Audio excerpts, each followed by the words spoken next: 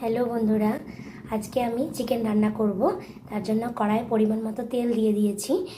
এর মধ্যে আমি চিনি দিয়ে দিয়েছি, একটু লাল লাল হয়ে গেছে। এরপর আমি পেঁয়াজ দেব। এরপর আমি পেঁয়াজ দিয়ে দিয়েছি। কড়াইটা ভালো করে নেড়ে নেব। টমেটো কেটে রাখা আছে, মিক্সিতে মশলা পেস্ট করা আছে, আদা রসুন, একটা টমেটো বাটা, আলু ভেজে রাখা আছে, এই যে চিকেন, লেবু দিয়ে ম্যারিনেট করা আছে, লেবু আর হালকা সাদা তেল দিয়ে ম্যারিনেট করা আছে।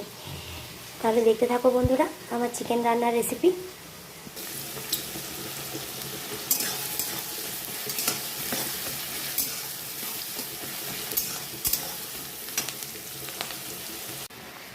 এই দেখো বন্ধুরা, চিকেনটা দিয়ে দিয়েছি।